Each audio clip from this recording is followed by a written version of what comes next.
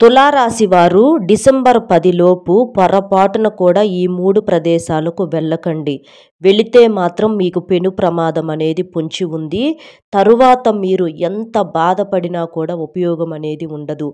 తర్వాత మీరు మీ కుటుంబము అందరూ కూడా బాధపడాల్సినటువంటి పరిస్థితి అనేది వస్తుంది. కాబట్టి తులారాశి వారు పొరపాటును కూడా ఈ ప్రదేశాలకు వెళ్ళటం చేయవద్దు. మీరు చేసుకున్న పూజల వల్ల మీకున్నటువంటి మంచి మనస్తత్వం వలన దైవం ఈ వీడియో మీ కంటపడేలా చేస్తుంది. కాబట్టి ఏముందలే అని చెప్పేసేసి మీరు అనుకుంటే మాత్రం తర్వాత ఏమి అనుకున్నా కూడా నెత్తి నోరు బాదుకున్నా కూడా ఎలాంటి ఉపయోగం అనేది ఉండదు. దైవం ఏంటంటే మనకు కొన్ని విషయాలు ఇలా ఏదో ఒక రూపంలో హెచ్చరిస్తూ ఉంటుంది. దైవ సంకేతాలను మనం గ్రహించాలి. గ్రహిస్తేనే మనము బాగుపడతాము. లేకపోతే మాత్రం కొట్టిపడేసిన వాళ్ళు చాలామంది కూడా నరకం అనుభవించే వాళ్ళు ఉన్నారండి. కాబట్టి మీ మంచి కోసమే చెప్తున్నాను. తులారాశి వారు ఎన్ని పనుల్లో ఉన్నా సరే ఈ వీడియోని ఎక్కడా స్కిప్ చేయకుండా చివరి వరకు విని ఇంకొంతమంది తులారాశి మిత్రులకు చేరటం కోసం వీడియోకి ఒక్క లైక్ ఇచ్చి సపోర్ట్ చేయండి. తులారాశి వారిది రాశి చక్రంలో 7వ రాశి. వీరి రాశికి అధిపతి శుక్రుడు.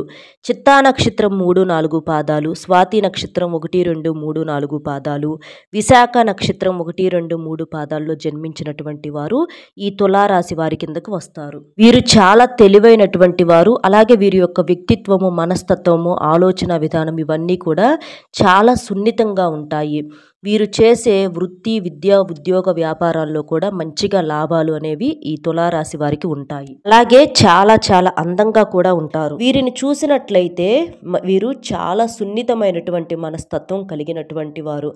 ఎదుటివారు ఏదైనా ఒక మాట అన్నా అంటే ఎదుటివారు వీరిని మర్యాద పూర్వకంగా మాట్లాడకపోయినా ఏదన్నా చేసినా కూడా చిన్నపిల్లల్లాగా వెంటనే మనసుకు తీసుకొని అలుగుతూ ఉంటారన్నమాట. భరించలేరు అవమానాలు ఇలాంటివి ఏవి కూడా. అలాగే ఎదుటివారితో వీరు మాట్లాడేటప్పుడు కూడా చాలా జాగ్రత్తగా, చాలా పద్ధతిగా మాట్లాడుతూ ఉంటారు. ఎదుటివారు ఆనందపడేలాగా మాట్లాడటం అనేది వీరి సొంతం అని చెప్పుకోవచ్చు.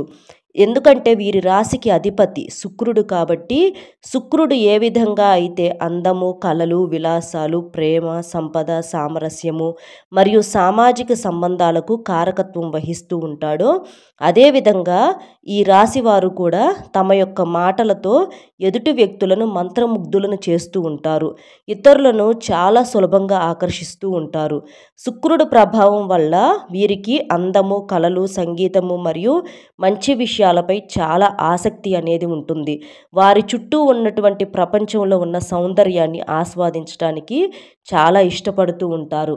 అంతేకాకుండా అందరూ బాగుండాలి, అందులో మనము మన కుటుంబ సభ్యులు బాగుండాలి అని చెప్పేసి పొరపాటున అంటే కలలో కూడా ఎవరి యొక్క కీడుని వీళ్ళు కోరుకోరు. కాబట్టే దైవానుగ్రహం కూడా వీరి మీద ఉండి ఎన్నో రకాలైనటువంటి పెను ప్రమాదాల నుంచి దైవం వీరిని ఎప్పటికప్పుడు తప్పిస్తూనే ఉంది.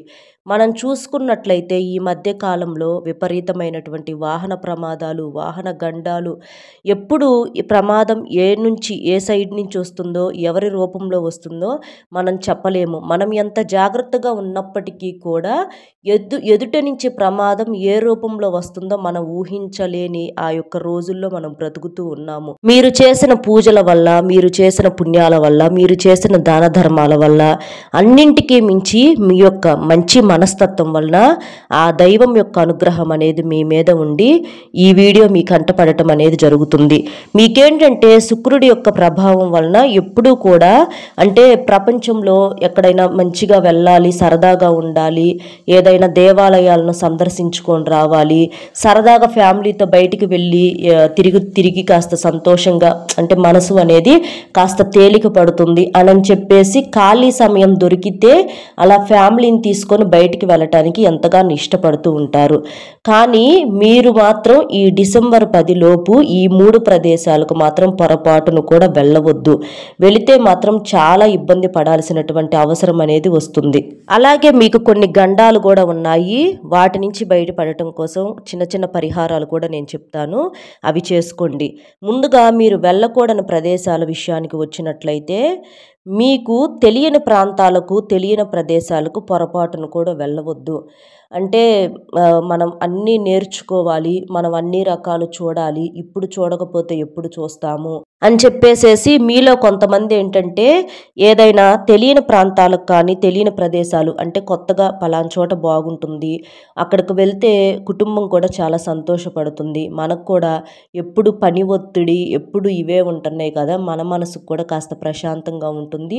4 చోట్ల తిరిగితే కాస్త 4 కొత్త విషయాలు తెలుసుకున్నట్లుగా ఉంటుంది. రేపు మనకి, మన పిల్లలకి ఏదో ఒక రూపంగా ఉపయోగపడుతుంది అని చెప్పేసేసి అలా వెళ్దామని చెప్పేసి అనుకుంటూ ఉంటారు. కానీ మీరు పొరపాటున కూడా మీకు తెలియని ప్రాంతాలకు తెలియని ప్రదేశాలకు కానీ వెళ్ళవద్దు. మీకెవరైనా బాగా దగ్గరగా స్నేహితులు ఎవరన్నా ఉండి అంటే బంధువుల్లో కానీ, స్నేహితుల్లో కానీ అలాంటి ప్రాంతాల్లో ఎవరైనా తెలిసిన వాళ్ళు ఉంటే అప్పుడు ఏదన్నా వెళ్ళండి. కానీ మీ అంతట మీరు తెలియకుండా పరిచయం చేసుకుందాంలే, పరిచయం చేసుకుంటే తప్పేముంది, ఎప్పుడు ఇంట్లోనే కూర్చుంటే మన కుటుంబానికి ఏమీ తెలియకుండా పోతుంది అని చెప్పేసి అలా పొరపాటును కూడా వెళ్ళమాకండి. ఎందుకంటే ఈ రోజుల్లో అలాంటి రోజులు కాదు ఇవి. బయటికి వెళ్ళి 4 చోట్ల తిరిగి 4 విషయాలు నేర్చుకుంటే మంచిదే, కాదని అంటల్లా.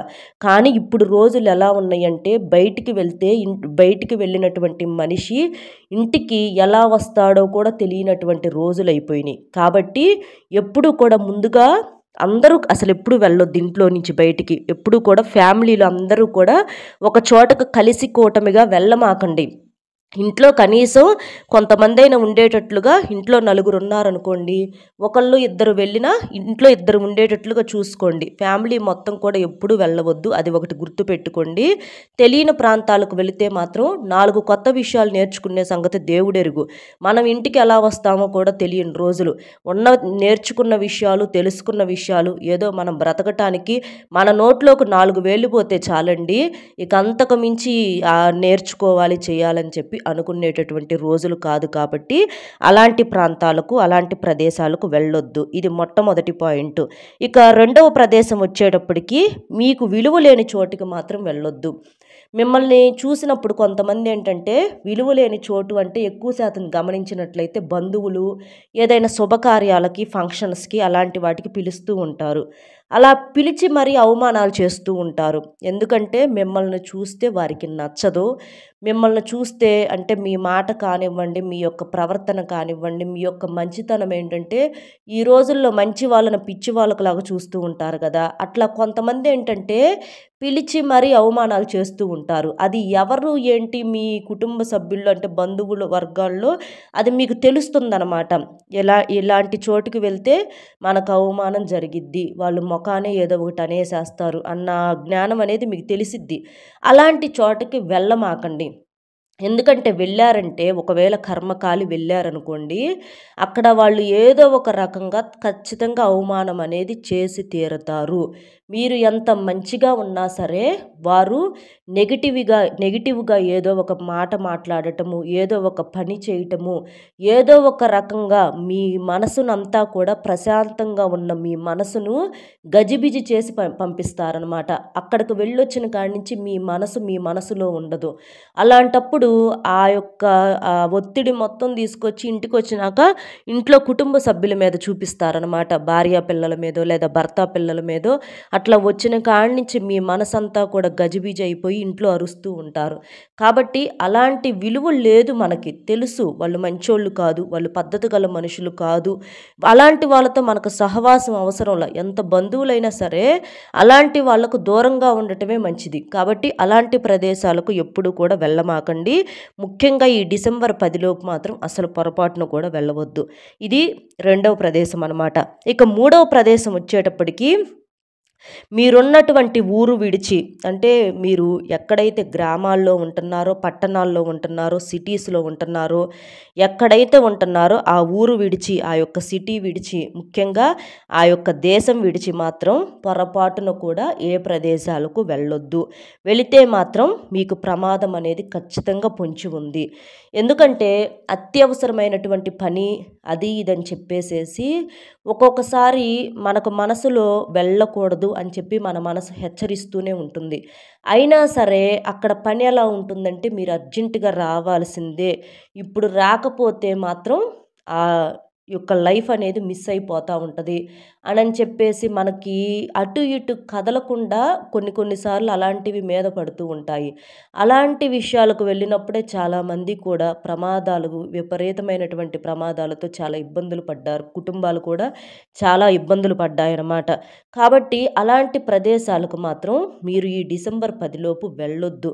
ఎంత అవసరం ఉన్నా, ఎంత చేసినా మీరు ఉన్న కాడి నుంచే ఆ యొక్క సమస్య నుంచి బయటపడడానికి ప్రయత్నించండి. లేకపోతే టైం అంటే డిసెంబర్ 10 దాటిన తర్వాత మీరు వెళ్ళండి. సరే వెళ్ళాల్సిందే అని చెప్పి ఒకవేళ అనుకుంటే మాత్రం పండితులకు చూపించి, అంటే మీ యొక్క జాతకం ఏదైతే ఉంటుందో ఆ జాతకాన్ని మీ యొక్క పండితులకు చూపించుకొని, ఆ జాతకంలో దోషాలు ఏదైనా ఉంటాయి కదండీ! అలాంటివన్నీ కూడా సరిచేయించుకొని, ఎలాంటి ప్రమాదాలు జరగకూడదని చెప్పేసి ఏదైనా పూజలు చేయించుకొని, అలాంటి దోష నివారణ ఇలాంటివి చేస్తూ ఉంటారు కదా! అలాంటివి చూపించుకొని మీరు వెళ్ళండి. అలా వెళ్ళటం వల్ల ఏంటంటే మీకు కొంతవరకు సమస్య అనేది తప్పి బయటపడే అవకాశం అనేది ఉంటుంది. అంతేకాని మీ అంతట మీరు సొంతంగా వెళ్ళిపోవాలి ఇక అంతే అది ఇది అని చెప్పేసేసి పొరపాటున కూడా నిర్ణయాలనేది మీరు ఈ డిసెంబర్ 10వ తారీఖు లోపు మాత్రం ఎట్టి పరిస్థితుల్లో కూడా తీసుకోవద్దు. తీసుకుంటే మాత్రం చాలా ఇబ్బందులు పడతారు. కాబట్టి మీరు మాత్రం పొరపాటును కూడా మనం చెప్పినటువంటి ఈ 3 ప్రదేశాలకు మాత్రం వెళ్ళొద్దు. వెళితే మాత్రం ప్రమాదం అనేది మీకు పొంచి ఉంది. ఏదైనా సరే, ఏ మాట అయినా సరే, ఎవరైనా సరే ఊరికి నేను చెప్పరండి. ఏదో ఒక శక్తి మన నోటి రూపంలో, ఎవరో ఒకరి రూపంలో ఇలా చెప్పిస్తేనే ఈ మాటలు చెప్పటం అనేది జరుగుతుంది. ఏముందలే అని అనుకుంటే తర్వాత నెత్తి నోరు కొట్టుకొని ఎంత బాధపడ్డా కూడా ఎటువంటి ఉపయోగం అనేది ఉండదు. కాబట్టి జాగ్రత్త అనేది తప్పనిసరి. ఇప్పుడు ప్రస్తుతానికైతే మాత్రం రోజులు ఏమాత్రం కూడా బాగోలేదు. జాగ్రత్తగా మీరు ఎక్కువ శాతం కూడా ఈ దగ్గర ప్రదేశాలకు కూడా మరీ అవసరమైతే తప్ప వెళ్ళమాకండి. జాగ్రత్తగా ఉండండి. మీరు అంటే సరిగ్గా నిద్ర లేకపోవచ్చు, టెన్షన్స్తో, ఒత్తిడితో, పని హడావుడిలో, అంటే మైండ్ అనేది ఈ రోజుల్లో మనుషులకి తినే ఫుడ్ వల్ల కావచ్చు, సరైనటువంటి నిద్ర లేక కావచ్చు, మానసికంగా ఒత్తిడి అంటే కుటుంబ సమస్యలు ఇవన్నీ నెత్తి మీద పడి ఏంటంటే మనుషులు మానసికంగా ఒత్తిడికి గురవుతూ ఉంటున్నారు. అలాంటి వాటి వల్ల మనల్ని మనం కంట్రోల్లో ఉంచుకోలేకపోతున్నాము.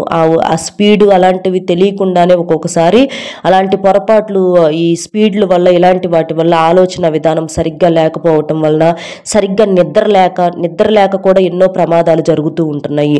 కాబట్టి మీరు చేయాల్సింది ఏంటంటే కంటి నిండా నిద్రపోండి. భగవంతుడు మనకు ఏది రాసిపెట్టి ఉంటే అదే జరిగిద్ది. కాకపోతే ప్రయత్నం మన వంతుగా జాగ్రత్త అనేది తప్పనిసరిగా తీసుకోవాలి. కాస్తంత ధ్యానం చేసుకోండి. మనసును ప్రశాంతంగా ఉంచుకోండి. నెగిటివ్గా మాట్లాడే మనుషుల దగ్గరికి, ఏడ్చే మనుషుల దగ్గరికి, ఆ వాతావరణం బాగోలేదని అనుకున్న ప్రదేశాలకు మాత్రం ఎక్కడికి కూడా పొరపాటును కూడా వెళ్ళవద్దు.